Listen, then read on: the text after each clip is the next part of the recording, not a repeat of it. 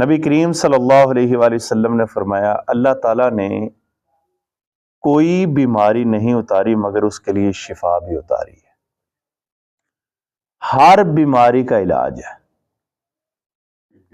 جو بندہ بیمار ہوتا ہے نا، وہ یہ نہ سوچے کہ وہ کسی چیز سے شفا نہیں پائے گا۔ ہر بیماری کا علاج، اگر بیماری آئی ہے نا تو اس کا علاج بھی اللہ نے اتارا ہے۔ کرونا تھا تو اس کا علاج بھی موجود تھا۔ اگر بندہ بخار ہو جاتا ہے یا بندے کو کوئی بیماری ہو جاتی ہے، کوئی مرض ہو جاتی ہے، تو اس کا علاج موجود ہے سوائے ایک بیماری کے، وہ ہے بڑھاپا۔ بڑھاپے کا کوئی علاج نہیں۔ جب وہ آ جاتا ہے نا تو اس کے بعد پھر واپس جوانی کی طرف ہم نے نہیں جانا۔ ایسے ہی دوسری حدیث ہے صحیح مسلم کے اندر کہ حضرت جابر سے روایت ہے، نبی کریم صلی اللہ علیہ وآلہ وسلم نے فرمایا ہر بیماری کے لیے دعا ہے، جب بیماری کو دوا پہنچ جائے تو اللہ تعالیٰ کے حکم سے اچھا ہو جاتا ہے۔ یعنی کہ بیماری اگر آئی ہے تو اس کو شفا دینا بھی اللہ نہیں ہے۔ کسی بیماری کا آنا وہ بھی اللہ کی طرف سے ہوتا ہے، اور اگر بیماری نہ ہوتی تو جوان جو ہے نا وہ رب کو یاد ہی نہ کرتے۔ فرعون کے بارے میں آتا ہے کہ وہ ساری زندگی بیمار ہی نہیں ہوا تھا۔ نمرود کے بارے میں آتا ہے وہ ساری زندگی بیمار ہی نہیں ہوا تھا، اور جب بیمار نہ ہوا انہوں نے خدائی کا دعویٰ کر دیا۔ اگر کسی بندے پر بیماری آتی ہے تو وہ شکر ادا کرے کہ یہ اللہ کی طرف سے ہے، اللہ نے اپنی طرف اس بندے کو بلانا تھا۔ تو بندہ جب بیمار ہوتا ہے تو اس وقت یاد بھی اللہ کو زیادہ کرتا ہے۔ تو تیسری حدیث ہے، حضرت امام احمد بن حنبل نے اپنی کتاب مسند احمد کے اندر اس کو نقل کیا، اور یہ ترمذی کے اندر بھی موجود ہے۔ حضرت اسامہ سے روایت ہے، لوگوں نے عرض کیا یا رسول اللہ صلی اللہ علیہ وآلہ وسلم ہم دعا کریں؟ فرمایا ہاں، اے اللہ کے بندو دعا کرو، کیونکہ اللہ تعالیٰ نے بیماری نہیں رکھی مگر اس کے لیے شفا بھی رکھی ہے، سوائے ایک بیماری کے، وہ بڑھاپا ہے۔ اچھا، یہاں پر جو لوگ کہتے ہیں نا بس جی میں بیمار ہو گیا ہوں تو مجھے شفا اللہ دے گا، تو کسی دوائی کی ضرورت ہی نہیں ہے۔ نہ بھائی کسی سے دم بھی نہیں کروانا، کسی سے ڈاکٹر کے پاس بھی نہیں جانا۔ بھائی اللہ نے کسی بیماری اگر تم پر کوئی مسلط کی ہے تو اس کی شفا کے لیے اللہ تعالیٰ نے کسی نہ کسی جگہ پر، کسی نہ کسی ہاتھ پہ تمہاری شفا رکھی ہے۔ جو قوم بے حس ہو جاتی ہے نا تو پھر وہ ایسے ہی کہتی ہے کہ بس ٹھیک ہے جی اتوکل۔ صحابہ کرام، ایک صحابی آیا، اس نے آ کر پوچھا یا رسول اللہ، اللہ پہ بھروسہ، اللہ پہ توکل کیا ہے؟ کیا اونٹ میں چھوڑ دوں اللہ پہ بھروسہ کروں یا اونٹ باندھ لوں؟ تو آپ نے فرمایا اونٹ باندھ کے پھر اللہ پہ بھروسہ کر۔ بیماریوں سے بچنا ہماری ذمہ داری ہے، لیکن یہ نہیں ہے کہ بندہ کہے نہیں جی کچھ نہیں ہوتا، میں کوڑا کرکٹ کے اندر بھی چلا گیا تو مجھے کوئی بیماری نہیں لگے گی۔ اور پھر حضرت ابو دردہ سے روایت ہے کہ رسول اللہ صلی اللہ علیہ وآلہ وسلم نے بیماری اور دعا دونوں کو اللہ تعالیٰ نے اتارا، اس نے ہر بیماری کے لیے دعا مقرر فرمائی ہے۔ بس دعا کرو مگر حرام سے دعا مت کرو۔ دوائی ہونی چاہیے لیکن حرام نہیں ہونی چاہیے۔ یہ نہیں ہے کہ بندہ حرام کے پیسوں سے پھر شفا ڈھونڈے، وہ بھی نہیں ہو سکتا۔ وہ کسی بزرگ نے کہا تھا کہ جیب میں حرام پیسے ڈال کر حلال گوشت کی دکان ڈھونڈ رہا ہے۔ تو یہ تو نہیں ہوگا کہ تم کہو کہ ہم حرام کے پیسے ڈال کر ہمیں حلال گوشت ملے گا۔ تو مجھے یاد ہے یہ 2002 سے پہلے کیونکہ ہمارا علاقہ جو ہے یہ ایسا ہے جہاں پر سارے وہ پہاڑی ہیں، تو مردہ چیز کو ڈال دیتے تھے، اور ہل یہ بہت بڑا جانور تھا کہ وہ آ کے کھاتا تھا۔ مجھے آج نہیں وہ نظر نہیں آتی، کیوں؟ کیونکہ حرام جب کوئی جانور مرتا ہے، مسلمانوں کی جو حص ہے وہ ختم ہو چکی ہے، وہ کیا کرتے ہیں؟ وہی جانور کو بیچتے ہیں، اور وہ بیچ کر شہر میں آتا ہے یا گاؤں میں وہ بک جاتا ہے، اور وہ گوشت سے منافع کماتے ہیں۔ پھر وہی لوگ کہاں پر ملتے ہیں؟ ہاسپٹلوں میں۔ جیسے اشفاق احمد نے بڑی خوبصورت بات اپنی کتاب میں لکھی تھی، اس نے کہا تھا اپنا پیسہ غریبوں اور مسکینوں پہ اٹھاؤ، ورنہ تمہارا پیسہ ڈاکٹروں اور وکیلوں میں چلا جائے گا۔ پیسہ غریبوں میں جتنا آپ خرچ کریں گے نا، اتنا آپ صحت مند رہیں گے۔ ہم کہتے ہیں کہ ہم یہ کر لیں، فلاں کر لیں، جس دن آپ نے اپنا سوچنا شروع کر دیا نا، اس دن آپ سمجھ لو بھئی ڈوبنا شروع ہو گئی۔ لوگوں کے بارے میں اچھا سوچو گے، تمہارا خود بخود اچھا ہو جائے گا۔ اور پھر امام احمد نے ایک اور حدیث نقل کی ہے حضرت ابو ہریرہ سے، رسول اللہ صلی اللہ علیہ وآلہ وسلم نے دوائی خبیث سے ممانعت کی ہے، یعنی کہ سور کے گوشت سے یا شراب سے اپنے آپ کو صحت مند کرنا، یہ منع کیا گیا ہے۔ بعض بندے سور کا گوشت کھاتے ہیں۔ سائیوال کے اندر ایک بندہ ہے، وہ سارا کچھ چھوڑ کے نا یو کے چلا گیا۔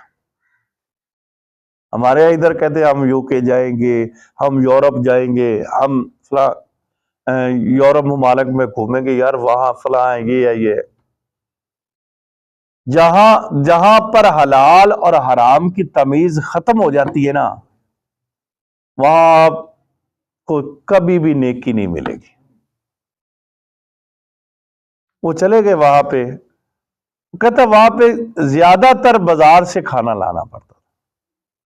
میں ایک دن گیا تو وہاں پر، کیونکہ سور وہاں پر جائز ہے، حلال ہے ان کے ہاں، تو وہ وہی جس کے ساتھ، جس کوڑے کے ساتھ، جس برتن کے ساتھ وہ ڈالتے ہیں نا اس کے اندر سور کا گوشت لوگوں کو دینے کے لیے، وہی جو برتن ہے اس کے ساتھ ہی وہ ڈالتے تھے ہمارا سالن ڈالنے کے لیے، تو حلال چیزوں کو، چمچ وغیرہ۔ تو اب وہ چیزیں جو حرام سے لگی ہوئی چیز حلال سے مکس ہو کے وہ آ رہی ہے، وہ کہتا اس دن میں نے یہ عہد کر لیا میں واپس پاکستان ہی جاؤں گا، کم از کم کھانا تو میرا حلال ہوگا نا۔ تو سور کو اللہ تعالیٰ نے حرام قرار دیا ہے، اور نبی کریم صلی اللہ علیہ وآلہ وسلم نے، اس کے اندر بڑی حکمتیں ہیں۔ سور کو جب حلال اور حرام کی تمیز بھی نہیں ہوتی، وہ ہمارے لیے بھی حرام ہی ہے۔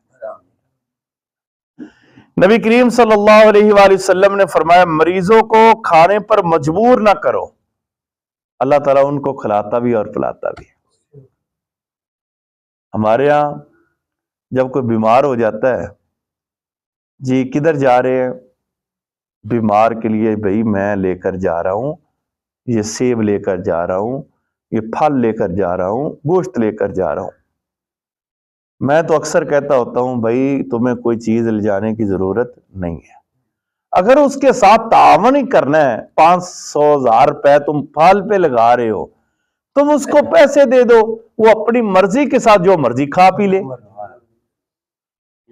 میں تو اس کو جائز نہیں سمجھتا ہوں کہ آپ وہاں پر لے جاتے ہیں، پھر ہوتا کیا ہے؟ پھر یہ ہوتا ہے کہ وہاں پر اوپر والے جو ہے وہ کھا بھی جاتے ہیں، اور مریض کے پاس وہ کچھ بھی نہیں بچتا۔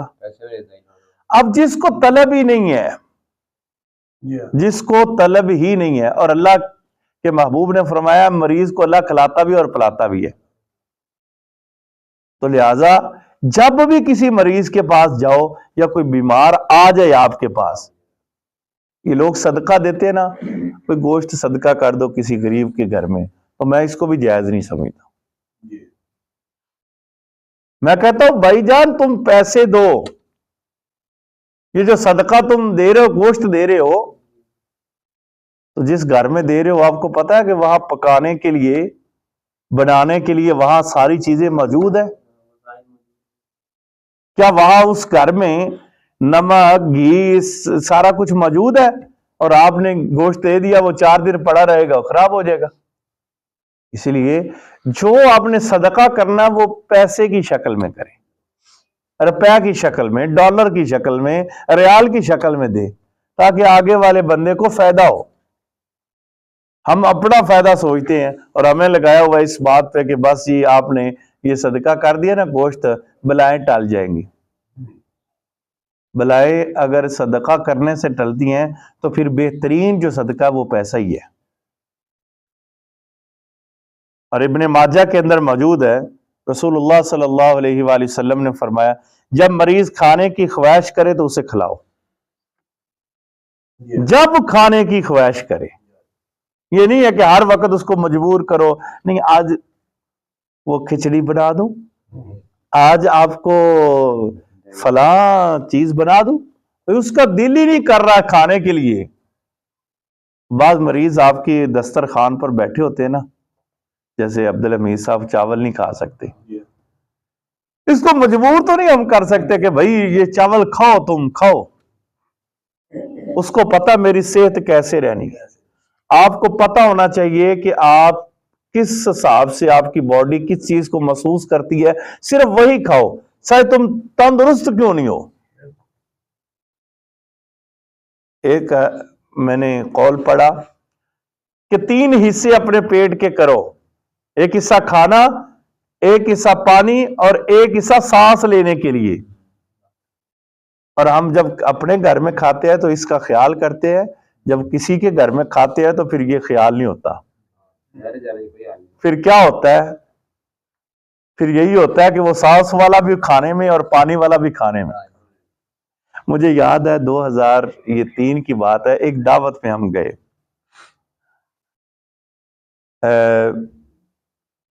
ماما جی میرے انتقال فرما گئی، میں اس کے ساتھ دعوت پہ گیا تو